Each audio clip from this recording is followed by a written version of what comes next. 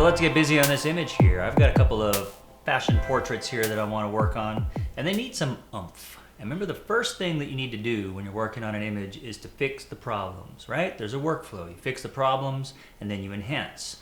So the problem I see with this image is this girl's too dang cute. That's the problem.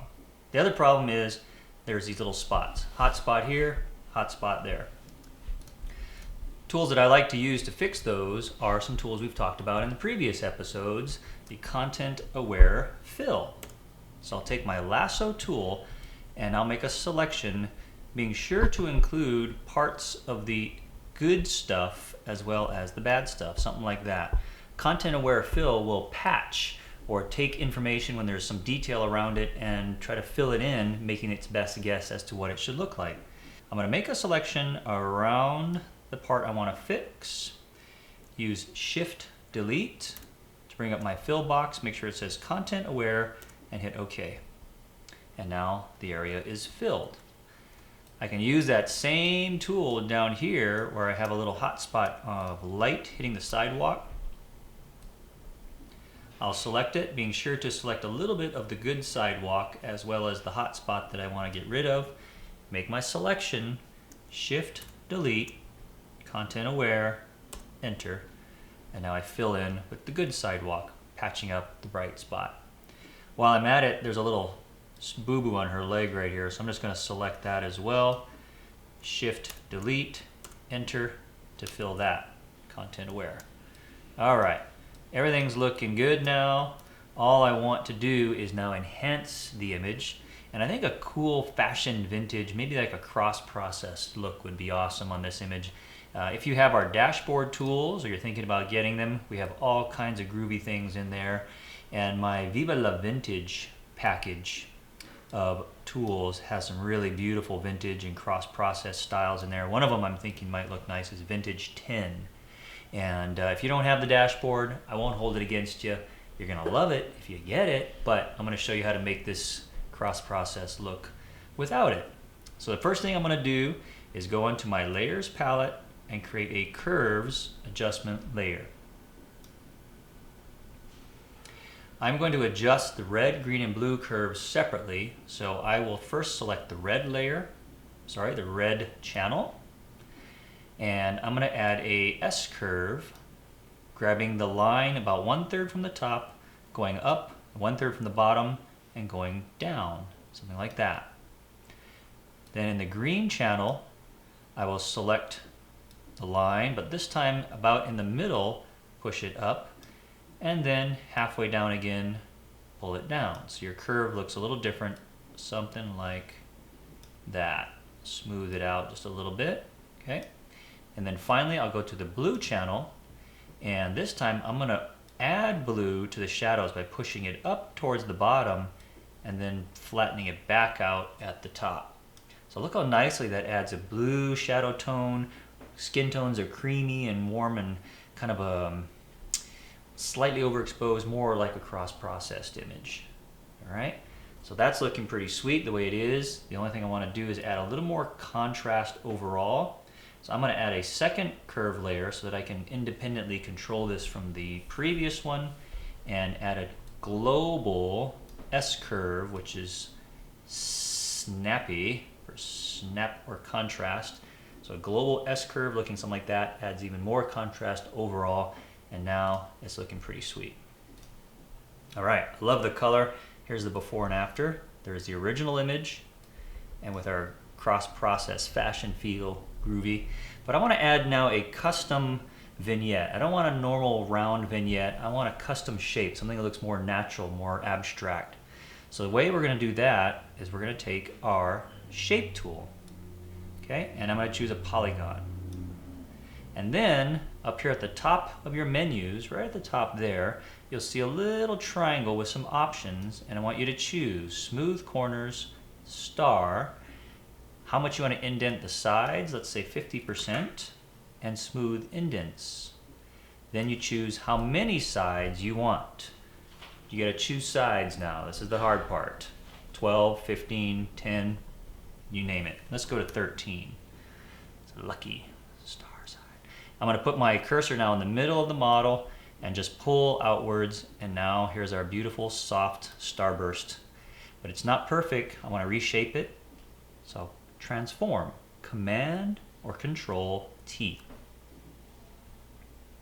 Now I can grab my corner handles, make it elongated, make it fit the model a little better, move it around, position it where I want. I can even rotate it if you move your cursor outside and twist. Now I've rotated that vignette, stretch it out a little more, and place it where I want it. That looks good.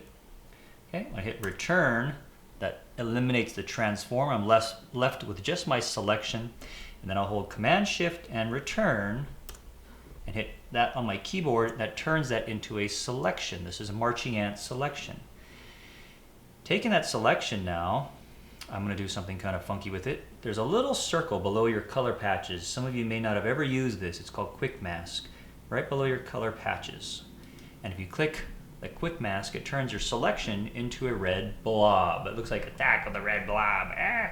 But the cool thing about having a red blob is I can manipulate that red blob just like I would any other image. I can blur it with a filter, I can paint over it, I can add to it, but I want to blur it to soften the edges. So I just take my filter now and go to my Gaussian blur filter